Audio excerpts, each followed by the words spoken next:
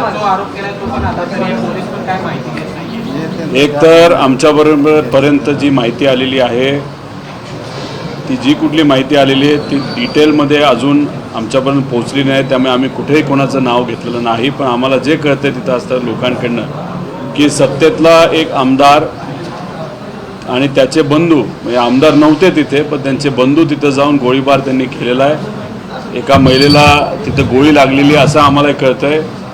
त्या मृत्यू झालेला नाही पण तिला इजा त्या ठिकाणी पोचलेली आहे। तर ही गोष्ट जशी आमच्याकडे आलेली आहे तसं आम्ही त्याच्या बाबतीत सोशल मीडियावर नक्कीच टाकलेलं आहे। पण पोलिसांना आम्हाला विनंती करायची की तुम्ही जर कुठली माहिती दाबण्याचा प्रयत्न तिथं करत असाल तर हे योग्य ठरणार नाही। जर उद्या जाऊन ह्या सगळ्या गोष्टी आम्ही जे सांगत आहोत त्या खऱ्या निघाल्या तर मग कदाचित पोलीस अधिकाऱ्यांपर्यंत माहिती लपवण्यासाठी त्या ठिकाणी कारवाईसुद्धा करावी लागेल। खरं काय हे मात्र त्या ठिकाणी लोकांसमोर आलं पाहिजे आणि जे आम्ही म्हणतोय त्याच्यामध्ये जर काय तफावत असेल तर आम्ही उद्या जाऊन माफीसुद्धा त्या ठिकाणी मागू। फक्त एकच आहे, कुठंतरी पोलीस दबाव हा तिथं असणाऱ्या पोलीस प्रशासनावर, तिथं असणाऱ्या लोकांवर आहे, म्हणून खरी माहिती ही आपल्यापर्यंत पोहोचत नाही असं मात्र त्या ठिकाणी आम्हा सगळ्यांना कळतं। पोलिसांनी काही सीसीटीव्ही ताब्यात घेतली आणि स्थानिक होते त्यांचे जबाब सुद्धा नोंदवले 4 जणांचे, पण त्यांचं म्हणणं आहे की असं काही घडलेलं नाही। आता isakal.com आहे देशातील नंबर 1 ची मराठी न्यूज वेबसाईट। प्रत्येक अपडेटसाठी isakal.com ला नक्की भेट द्या। त्यांच्यावर सुद्धा दबाव आहे असं वाटतं? नाही, कुठं ना कुठेतरी सत्तेतल्या लोकांचा दबाव त्यांच्यावर असू शकतो, याच्यामध्ये खोलात आपल्याला जावंच लागेल। आणि त्याच्याबरोबर एक खूप काळ दाबून ठेवता येत नसतं, त्याबद्दलची माहिती आपल्याला कळते। आम्हाला असं कळतं की जे केंद्र त्या ठिकाणी होतं त्यांच्यावर सुद्धा एक दबाव आहे की त्या महिलेली, त्या मुलीली आणि इतर ज्या महिला त्या ठिकाणी उपस्थित होत्या त्यांनी कुठेही काही बोललं नाही पाहिजे अशा पद्धतीचा कुठं ना कुठेतरी दबाव तिथं आहे। त्यामुळे आम्ही सुद्धा आमच्या लेवलची नाही तर आमच्याकडनं माहिती काढण्याचा तिथं प्रयत्न करत आहोत। ती माहिती जशी आमच्याकडे येईल त्या पुराव्यासकट आम्ही ती माहिती आपल्यापर्यंत पोहोचू असं आपल्या सर्वांना आश्वासित करतो। गेल्या काही दिवसांपासून एक व्हिडिओ मालिका चाललेली आहे, त्यातला पहिला व्हिडिओ जो होता माणिकराव कोकाटेंचा त्यांच्या संदर्भात प्रश्न आहे। एकतर ते राजीनामा देणार नाही तसं स्पष्ट झाले। आता एक माहिती अशी मिळते की तटकरे आणि अजितदादांमध्ये चर्चा झाली आहे, त्यांचं खातं बदलण्यात येईल पण राजीनामा काही घेतला जाणार नाही असं देखील समोर येते। आता बघा, मी एवढंच तुम्हाला सांगेल की गेले काही महिने सातत्याने शेतकऱ्यांच्या विरोधात कोकाटे साहेब त्या ठिकाणी स्टेटमेंट देत चाललेले आहेत। त्याच्याचबरोबर आमच्या सगळ्यांचा ठीक आहे, पत्ते खेळता नाही खेळत, तुम्ही घरी खेळा कुठेही खेळा, पण विधिमंडळामध्ये तुम्ही तिथं उपस्थित असताना, तुम्ही मंत्री असताना तुमच्यावर एक जबाबदारी आहे। ती जबाबदारी प्रत्येक शेतकऱ्याची आहे, कष्टकऱ्याची आहे। आणि मग तिथं त्यांचे प्रश्न मांडण्यापेक्षा, त्यांचे प्रश्न सोडवण्यापेक्षा तुम्ही जर तिथं खेळ खेळत असाल आणि उद्या जाऊन जेव्हा तुम्ही पत्रकार परिषद दुसऱ्या दिवशी नंतर घेता तेव्हा तुम्ही अहंकार म्हणता बघू कुणी काय बोललं त्याच्यावर कारवाई करायची का काय आम्ही त्या ठिकाणी बघू, हा अहंकार जरा बाजूला त्या ठिकाणी तुम्ही ठेवा। तुम्ही शेतकऱ्याला भिकारी म्हणलात, तुम्ही सरकारला भिकारी म्हणलेला आहात, त्यामुळे जे काय तुम्ही केलेलं आहे त्याच्यावर तुम्हाला राजीनामा हा द्यावाच लागेल। तुमचे नेते या बाबतीत काय करतात हे मात्र त्या ठिकाणी बघावं लागेल। पण दादांना मला विनंती करायची, एकतर यांचं खातं बदला, तिथं दुसऱ्या चांगल्या व्यक्तीला तिथं तुम्ही द्या, नाहीतर तुम्हीच स्वतः कृषी विभागाची तिथं जबाबदारी घ्या अशी विनंती अजितदादांना तिथं करतो। पण ही व्यक्ती त्या विभागामध्ये त्या विभागाचा प्रमुख म्हणून राहिल्यामुळे शेतकऱ्याचं मात्र मोठ्या प्रमाणात नुकसान आज होत आहे। दादा, अजितदादांनी ज्यावेळेस हे सगळे आरोप झाले होते ना पहिल्यांदा दादांवर, त्यावेळेस दादांनी स्वतः मंत्रिपदाचा राजीनामा दिला होता। जे दादांनी चुकीचं विधान केलं, दादा स्वतः कळलं म्हणून आत्मक्लेश आंदोलन दादांनी करायला गेलं होतं यशवंतराव चव्हाणांच्या समाजासमोर, पण त्यांचे मंत्र्यांना मात्र सोडलं जातंय का? मुख्यमंत्री पाठीशी घालतात असं वाटतंय? हे बघा, अजितदादांवर जेव्हा काही लोकांनी आरोप केले होते ते खोटे आरोप होते, पण त्यावेळी जेव्हा आरोप केले गेले होते तेव्हा त्यांनी तिथं राजीनामा दिला होता। ते कराडला गेले होते, स्वर्गवासी चव्हाण साहेबांच्या समाधीच्या इथं त्यांनी बसून काही काळ तिथं शांततेत ते बसले आणि मग हे आपण सगळ्यांनी तिथं बघितलेलं आहे। आता अजितदादा स्वतः या पक्षाचे प्रमुख असताना त्यावेळेस कोण प्रमुख होतं तर आदरणीय पवारसाहेब होते। पवारसाहेबांच्या मार्गदर्शनाखाली ती पार्टी ही चालत होती, नैतिकता ही अतिशय महत्त्वाची त्या काळामध्ये होती। आबांकडनं सुद्धा एक छोटंसं स्टेटमेंट, पण त्या काळामध्ये जेव्हा लोक भावनिक होतात ते स्टेटमेंट, त्यांची हिंदी कदाचित चुकली असेल पण हिंदी चुकून सुद्धा ते स्टेटमेंट ऐकताना चुकीचं वाटलं म्हणून त्यांना आदरणीय पवार साहेबांनी थांबवायला सांगितलं. तसंच तुम्ही जर बघितलं त्यावेळेस काँग्रेसचे नेते देशमुख साहेब मुख्यमंत्री होते तेव्हा त्यांनी सुद्धा तिथं माघार घेतली आणि पदावरनं ते निघून गेले. आता हे आजचे भाजप आणि मित्र पक्षाचे नेते स्वतःला काय समजतात? अजितदादा आता पक्षाचे प्रमुख झाले, त्यांच्या पक्षामध्ये अजून बरेच गट आहेत असं आम्हाला कळतात. आता तुम्ही एका पक्षाचे प्रमुख झाल्यानंतर आमची अपेक्षा आहे की तुम्ही जे पूर्वी केलं की तुमच्यावर काही लोकांनी तिथं ॲलिगेशन केलं, ॲलिगेशन खोटे असले तरी तुम्ही एक जबाबदार व्यक्ती म्हणून तुम्ही त्या जबाबदारीवरनं म्हणजे पदावरनं बाहेर गेला. पण आता तुम्ही अध्यक्ष आहात, त्या पक्षाचे प्रमुख आहात आणि तुमचे जर तिथं मंत्री अशा पद्धतीने वागत असतील, खालच्या लेवलला जाऊन बोलत असतील, पत्ते खेळत असतील, त्याच्याचबरोबर सरकारला भिकारी शेतकऱ्याला भिकारी म्हणत असतील, मग आम्ही असं समजायचं का की अजितदादांचे स्वतःवर कंट्रोल आहे पण कदाचित आज त्यांच्या पक्षातल्या असणाऱ्या मंत्र्यांवर आणि आमदारांवर दादांचा कंट्रोल नाही? हे आम्ही मान्य करत नाही. दादांना हीच ती वेळ दाखवून द्यायची की खऱ्या अर्थाने शेतकऱ्यांचा विचार ते करतात. पण हे कधी खरं ठरेल जेव्हा आज इथं असणारे जे मंत्री आहेत ते पदावरनं त्या ठिकाणी बाजूला जातील. प्रदेशाध्यक्ष सुनील तटकरे जे आहेत ते म्हणतात त्यांचा निर्णय अजितदादाच घेतील. एक प्रकारे जबाबदारी झटकून अजितदादावर टाकलेली आहे. अजितदादांना त्यांच्याच पक्षातले लोक अडचणीत आणतात काय? नको त्यावेळेस बोलायचं असतं तेव्हा तटकरे साहेब बोलून जातात. जेव्हा भूमिका कुणी तिथं मागत नसतं तेव्हा ते बोलतात. पण जेव्हा खऱ्या अर्थाने तुम्ही प्रदेश अध्यक्ष आहात, प्रदेश अध्यक्ष म्हणून तुम्हाला भूमिका घेण्याची जेव्हा वेळ येते तुम्ही त्यातून पळून जाता आणि सगळं दादांवर ढकलून मोकळं होता. आता तो तुमच्या पक्षाचा विषय, तटकरे साहेब निर्णय घेऊ नाही तर अजितदादा निर्णय घेऊ नाही तर सरकारचे जे प्रमुख आहेत देवेंद्र फडणवीस साहेब निर्णय देऊ, जे या तिन्ही पक्षाचे प्रमुख आहेत असं आपण समजतो. कुणी निर्णय घ्यायचा घ्या पण या व्यक्तीला त्या पदावर राहण्याचा कुठलाही अधिकार नाही असं आमच्या सगळ्यांचं आणि महाराष्ट्राचा प्रत्येक शेतकऱ्याचं मत आहे. दादा, हिंदी भाषेचा एक प्रश्न आहे. डीएमकेच्या खासदारांनी काल आपला जो जी आर रद्द झाला महाराष्ट्र सरकारने जो केला त्याला दाखला देत भाषा जी कंपल्सरी करताय त्याला कुठंतरी केंद्र सरकारनं नियम आणि अटी घालायला अशी मागणी केली होती. त्यावर केंद्र सरकारच्या समितीनं असं उत्तर दिले की आम्ही कुठल्याच राज्याला भाषा सूत्र लागू करताना कुठलीही भाषा सक्तीची करू नका असं सांगितलं होतं किंवा आम्ही करा असं सांगितलं नाहीये. 6वी 7वीपासून विद्यार्थ्यांना भाषा सक्तीची करा असं आमचं होतं आणि जी भाषा आहे त्या स्थानिक भाषेलाच प्राधान्य द्या.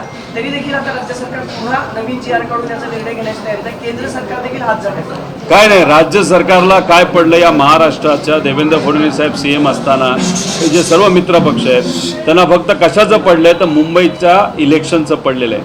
मुंबईचं इलेक्शन भाजप तेव्हाच निवडून येऊ शकतं जेव्हा मराठी विरुद्ध अमराठी असा एक वाद त्या ठिकाणी निर्माण केला जाऊ शकतो आणि त्याचं सुंदर असं नियोजन दुर्दैव असं भाजपकडनं तिथं होत आहे. म्हणजे मुंबई जी आज आपण सर्वजण बघतो ती मराठी माणसांमुळेच खऱ्या अर्थाने ती मुंबई आहेत पण त्या विकासाला हातभार हा अमराठींनी पण तिथं लावलेला आहे.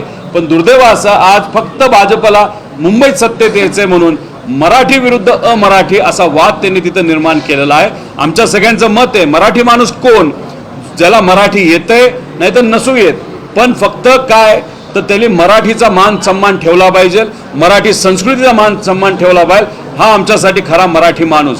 पण भाजपने याचं उलट केलंय, त्यांनी मराठी आणि नॉन मराठी असा एक वाद निर्माण करून फक्त मुंबईचं इलेक्शन जिंकता यावं आणि बिहारला मदत व्हावी या अनुषंगाने त्यांनी तिथं केलेलं आहे. केंद्र सरकार जर म्हणत असेल की आम्हाला कुठेही हिंदी सक्ती करायची नाही तरी सुद्धा जर महाराष्ट्रामध्ये देवेंद्र फडणवीस साहेब हे हिंदी सक्ती करत असतील तर मग असं म्हणायचं का की देवेंद्र फडणवीस साहेब आणि हे सरकार मराठी भाषेच्या विरोधात आहे, मराठी माणसांच्या विरोधात आहे आणि त्यांना आज काय पडलंय फक्त मुंबईचं इलेक्शन आणि बिहारचं इलेक्शन पडलंय, बाकी कुठेही काय पडलेलं नाही असं आपल्याला त्या ठिकाणी म्हणावं लागेल. पण आमचं सातत्याने हेच म्हणणं आहे 5वी नंतर ठीक आहे पण 1ली ते 4थी हिंदी सक्ती हे आम्हाला मान्य नाही, मुलांना मान्य नाही, पालकांना मान्य नाही, मराठी माणसांना आणि मराठी शिक्षकांना सुद्धा मान्य नाही. जर देवेंद्र फडणवीस साहेबांनी तिथं फक्त वाद निर्माण करण्यासाठी परत एकदा हा जी आर आणण्याचा प्रयत्न केला तर मग मात्र अख्ख्या महाराष्ट्रामध्ये एक संतप्ताची लाट तिथं निर्माण झाल्याशिवाय राहणार नाही. आता राज्यपालही असं म्हणतायत की जर मराठी लोकांना तुम्ही मारहाण केली तर राज्यामध्ये उद्योग धंदे कसे वाढतात. राज्यपाल आमचं हेच मत आहे की आपल्याला आत्ता वागत असताना संविधानाला केंद्रबिंदू ठेवून वागावं लागणार आहे. उठसूट कोणालाही रस्त्यावर मारून चालणार नाही, दुकान फोडून चालणार नाही, फक्त एकच आहे की अमराठी जे महाराष्ट्रामध्ये आहे, तुम्हाला मराठी येत नसली तरी मराठीचा अवमान तुम्ही सोशल मीडियावर नाही तर कसंही तिथं करू नका, मराठी संस्कृतीचा तुम्ही तिथं करू नका. महाराष्ट्रात आहात, महाराष्ट्रामध्ये तुम्हाला महाराष्ट्रातले लोक का राहून देतात? कारण इथं संतांचा विचार, महामानवांचा विचार आहे. आम्ही समावेशक भूमिका तिथं घेतो. पण इथं येऊन फक्त भाजपली नाही तर भाजपच्या काही लोकांनी सांगितलं म्हणून जर तुम्ही ट्विट करून हिरो बनण्याचा प्रयत्न करत असाल, हे मात्र योग्य ठरणार नाही. मला मनसेच्या कार्यकर्त्यांना सांगायचं, आमच्या कार्यकर्त्याला सांगायचं, सगळ्या कार्यकर्त्याला सांगायचं, जर कुणी असा भाजपचा एखादा दुकानदार, पदाधिकारी, कार्यकर्ता असेल, वाद निर्माण करण्यासाठी सोशल मीडिया ट्विट करतो, कायदा व सुव्यवस्था आपण हातात घ्यायची नाही. पोलीस प्रशासनाला सांगायचं लगेच त्या व्यक्तीवर कारवाई करा, आणि जर ती कारवाई केली नाही तर पोलिसांना आपण सोडायचं नाही. फक्त कायदा व सुव्यवस्था हातात घेऊ नका. कारण भाजपला हेच पाहिजे की उद्या जाऊन रस्त्यावर जाऊन आपण त्या ठिकाणी मारावं, मारपिटी करावी आणि त्याचा फायदा भाजपला मुंबईत व्हावा. केडिया नावाचा जो बिझनेसमॅन आहे, मुंबईच्या नावावर, महाराष्ट्राच्या नावावर धंदा केला, करोडपती झाला, आणि त्याच व्यक्तीला जो भाजपचा पुरस्कृत त्या ठिकाणी एक पाठिंबा देणारा व्यक्ती आहे, सोशल मीडियावर त्यांनी तिथं सुरू केला तो वाद, आणि आता तो वाद पेटत चाललेला आहे. त्यामुळे कृपा करून मराठी माणसांना विनंती आहे की भाजपची जी चाल आहे त्या चालीत पडू नका. आणि भाजपला आम्हाला सांगायचं आहे आणि आव्हान त्या ठिकाणी द्यायचं आहे, तुम्ही जर ओबीसी मराठा इथं केला, हिंदू मुस्लिम इथं केला, तर मराठी अमराठी तुम्ही त्या ठिकाणी करत आहात. अशा प्रकारचा भेदभाव या महाराष्ट्रामध्ये स्वार्थाची पोळी भाजण्यासाठी तुम्ही करत असाल तर हे आम्हाला पटणार नाही. दादा, पुण्यातल्या कायदा व सुव्यवस्थेचा प्रश्न ऐरणीवर आलाय. गेल्या 2 महिन्याचा जर ट्रॅक रेकॉर्ड काढला तर 7 ठिकाणी गाड्यांची तोडफोड आहे, ज्याचे CCTV अवेलेबल आहेत आरोपींचे. अनेक आरोपींना अटक झाली, अनेक मोकाट फिरत आहेत. 3 ठिकाणी असं घडलंय की घरांवरती कोयते मारलेत. तर सहकारनगरमध्ये पोलीस स्टेशनमध्ये राडा घातलाय, पोलिसांना शिवीगाळ करत पोलीस स्टेशनची तोडफोड केली आहे. गेल्या 2 महिन्याचा पुण्याच्या कायदा व सुव्यवस्थेचा असा ट्रॅक रेकॉर्ड आहे. गृहमंत्री फेल ठरतायत पुणे सांभाळायला असं वाटतं, कारण गेल्या 6 महिन्यात गृहमंत्री 12 ते 14 वेळेस इथे आले. गृहमंत्री पुण्यामध्ये केव्हा केव्हा आले? फक्त राजकीय एखादा कार्यक्रम असेल तर तिथं ते आलेले आहेत. पण रेपच्या घटना, मारहाणीच्या घटना, कोयता गँग, म्हणजे इथं तर भाजपच्या कार्यकर्ते, पदाधिकारी मोठे मोठे पोस्टर लावले होते की आमचा हिरो म्हणजे देवेंद्र फडणवीस साहेब, कोयता गँग संपवली. अरे कुठं कोयता गँग संपवली? रोज काय ना काय ती तिथं होत आहे. त्यामुळे काय चाललंय, एक तर देवेंद्र फडणवीस साहेब हे फार मोठे नेते आहेत, फार मोठी जबाबदारी त्यांच्यावर, महाराष्ट्राची जबाबदारी. याच्यात हे पद त्यांना जमत नसेल तर हे पद दुसऱ्या कोणातरी त्या ठिकाणी द्यावं, आणि त्यांनी जे काय तुम्हाला जमतंय मुख्यमंत्री पद ते त्या ठिकाणी बघावं. आणि त्याच्याच बरोबर आम्हाला विनंती आहे की राजकीय ह्याच्यामध्ये तुम्ही बिझी असाल तर मग हे कायदा व सुव्यवस्थेची आजची परिस्थिती जी बिकट होत चालली आहे त्याला जबाबदार कोण? त्यामुळे जबाबदारी ही पूर्णपणे होम मिनिस्टर साहेबांची आहे. आज जर कुठं रेप झाला, मर्डर झाला, खून झाला, दंगल झाली, याला पूर्णपणे होम मिनिस्टर हे जबाबदार असतील. त्यामुळे होम मिनिस्टर म्हणून आज जी कायदा व सुव्यवस्थेची परिस्थिती या पुण्यात, महाराष्ट्रात सगळीकडे झाली, पूर्णपणे ते जबाबदार आहेत. ती सुधारण्याची जबाबदारी पण तुमची आहे. पण त्या बाबतीत तुम्ही काय करणार आहात हे लोकांना तुम्ही सांगितलं पाहिजे. शक्ती कायदा हा जो आमच्या महाविकास आघाडी सरकारने महिलांच्या सुरक्षेसाठी आणला होता, तो कायदा आता तुम्ही पॅक करून कपाटात तिथं ठेवलेला आहे, तो बाहेर काढा. इतर कायदे तुम्ही आणत आहात, जो कायदा तुम्हाला तिथं जनसुरक्षेचा नको तो तुम्ही तिथं आणलेला आहे. हा मात्र आमच्या माता भगिनी, सर्व समाजाच्या माता भगिनीचा सुरक्षेचा कायदा म्हणजे शक्ती कायदा हा जो तुम्ही लपून ठेवलेला नाही तर कपाटात ठेवलाय, तो बाहेर काढून तो कायदा हा या महाराष्ट्रामध्ये लागू झाला पाहिजे अशी आमच्या सगळ्यांची विनंती आहे. एकनाथ शिंदेच्या मंत्र्यांना निधी द्यायला आता मुख्यमंत्र्यांची सही लागली. म्हणजे अजितदादा आणि एकनाथ शिंदे यांच्यामध्ये शुभ वाद सुरू असल्याचं सातत्यानं बोललं जातं, त्याचा परिणाम आहे. कुठलाही निधी द्यायचा असेल तर फायनान्स मिनिस्टर जबाबदार असतात. पण आज या भाजपच्या काळामध्ये आणि आज जे काही त्यांचं 3 पक्षाचं सरकार आहे याच्यामध्ये जेव्हा फायनान्स मिनिस्टर साहेब सुद्धा सही करतात, सही केलेला कागद नाही तर फाईल ही मुख्यमंत्री कार्यालयामध्ये जाते, आणि मुख्यमंत्री कार्यालयामध्ये गेल्यानंतर तिथे असणारे जे काय माजी अधिकारी आहेत, परदेशी साहेब, त्याच्यामध्ये लक्ष देतात. कुठली पास करायची, कुठली थांबवायची, कुठली कपाटात ठेवायची, तिथं असणारा अधिकारी तिथं निर्णय घेत असतो. आणि आता जर तिथं एक वेगळ्या प्रकारचा वाद अजून निर्माण करण्याचा प्रयत्न भाजपकडनं झालेला दिसतोय. एकनाथ शिंदे साहेबांच्या मंत्र्यांच्या फाईल सुद्धा तिथं जर मुख्यमंत्र्यांकडे जात असतील तर मला एवढंच सांगायचं की आत्तापासून झाले असं समजू नका. हे पूर्वीपासून अजितदादांच्या पक्षाच्या फाईल सुद्धा आणि शिंदे साहेबांच्या फाईल सुद्धा, ह्या सर्व फाईल ह्या मुख्यमंत्र्यांकडनंच पास केल्या जात होत्या. आणि भाजप हे काय मित्र पक्षाला जगून देणारा पक्ष नाही, मोठं करणारा पक्ष नाही. त्यांची ताकद हा कमीच करतो आणि भाजपबरोबर जाणारा नेता हा काही काळच नेता राहतो, नंतर तो मात्र फक्त भाजपचा कार्यकर्ताच बनलेला आपण सगळेजण बघितलेला आहे आणि ते महाराष्ट्रात सुद्धा टप्प्याटप्प्याने होताना आपल्या सगळ्यांना बघायला मिळेल. गोपीचंद पडळकर सांगलीच्या बातम्यात म्हणले आम्ही देवेंद्र फडणवीसांसाठी बाजीप्रभूंप्रमाणे लढायला तयार आहोत. ज्याप्रमाणे महाराष्ट्र गडावर पोहोचत नाही तोपर्यंत बाजीप्रभूंनी खिंड लढवली त्याप्रमाणे आम्ही त्यांच्या मागे ठाम आहोत. कोणाच्या पाठीमागे ठाम आहोत? फडणवीस ते कोण आहेत?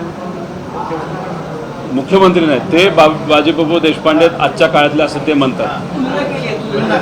म्हणजे तुम्ही इतिहास बदलण्याचा असा जो प्रयत्न करत असता ती किती केलवेलवाला प्रयत्न आहे की आपल्या नेत्याला खुश ठेवायचा. म्हणजे याच्या आधी जे हे छोटे छोटे नेते आहेत त्यांचा वापर देवेंद्र फडणवीस साहेबांनी कशासाठी केला? फक्त मोठ्या नेत्यांवर राजकीय दृष्टिकोनातून भुंकण्यासाठी केला.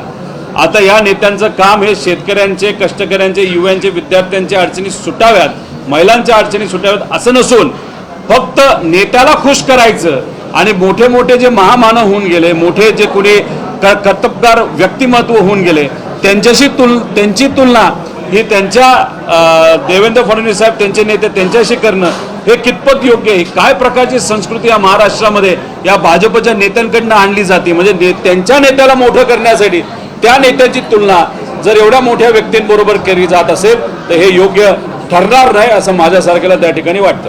दादा, नवीन पदभार स्वीकारल्यापासून रोहित दादा मंत्र्यांच्या मागे हात धुवून लागले. विधानसभेचा व्हिडिओ येतो, कालचा व्हिडिओ येतो. रोहित पवारांचा सोर्स कोण आहे? सोच कोण नसतं. तुम्ही प्रामाणिकपणे जेव्हा काम करता, ज्या लोकांना या महाराष्ट्रामध्ये, महाराष्ट्राच्या या सरकारमध्ये जे काही चुकीच्या गोष्टी चाललेल्या आहेत त्या चुकीच्या गोष्टी देणारे हे अनेक लोक तिथं असतात. याच्या आधी सुद्धा फार महत्त्वाच्या फाईल भ्रष्टाचाराच्या ह्या मी पुढे आणलेल्या आहेत. हे व्हिडिओ तर छोटी गोष्ट आहेत, तर या सगळ्या विषयांवर आम्ही सर्वजण पदाधिकारी म्हणून, कार्यकर्ते म्हणून तिथं रस्त्यावरची लढाई असू द्या, नाही तर कोर्टाची लढाई असू द्या, नाही तर कुठली लढाई असू द्या, आम्ही ती लढत राहणार आणि लढत आम्ही जिंकणार सुद्धा असं आपल्या सर्वांना आश्वासित करतो. दादा, हनी ट्रॅपमध्ये शिवसेनेचे 4 मंत्री आहेत असं संजय राऊत म्हणाले. तुम्हालाही वाटतं त्याच्यात काही मंत्री आहेत त्यांचे राजीनामे?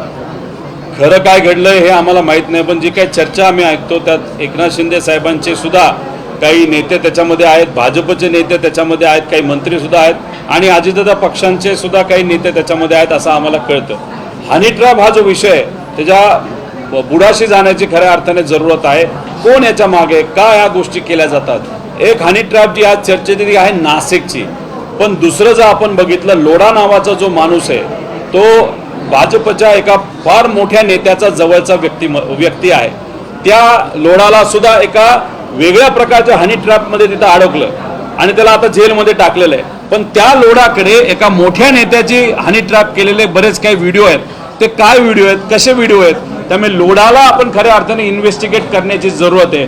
आणि हनी ट्रॅप प्रकरण हे कोणामुळे पुढं आलं तर ते लोढामुळे पुढं आलं. त्यामुळे महाराष्ट्रामध्ये या हनी ट्रॅपच्या ज्या घटना आज दिसत आहेत, घडत आहेत, त्याची खरी प्रेरणा नाही तर खरा मुद्दा नाही तर महत्त्वाचा व्यक्ती कोण असेल तो लोढा आहे. त्यामुळे लोढाने सुद्धा आजपर्यंत जे काय हनी ट्रॅप केलेले आहेत, जे व्हिडिओ कोणाचे काय काढलेले आहेत, ते कोणाचे काढले, कशामुळे काढले, काय गोष्टी होत्या, त्याला कोणी अडकवलं, कशामुळे अडकवलं, काय झालं, हे जे स्पष्टीकरण सुद्धा येत्या काळामध्ये लोकांसमोर आलं पाहिजे असं आम्हाला सगळ्यांना वाटतं. आणि ह्या सगळ्या ज्या गँग आहेत हनी ट्रॅपच्या त्यांच्यावर कारवाई सुद्धा झाली पाहिजे. आणि नेत्यांना, कार्यकर्त्यांना आणि अधिकाऱ्यांना विनंती करतो, प्रायव्हेट लाईफच्या बाबतीत आपण सगळ्यांनीच आपापली जबाबदारी त्या ठिकाणी घेतली पाहिजे. देश विदेशातील प्रत्येक घडामोडींचे लाईव्ह अपडेट मिळवण्यासाठी आता साम टीव्हीच्या सर्व सोशल मीडिया प्लॅटफॉर्मला लाईक, फॉलो आणि सबस्क्राईब करा. तसंच सर्व नोटिफिकेशनसाठी बेल आयकॉन प्रेस करायला विसरू नका.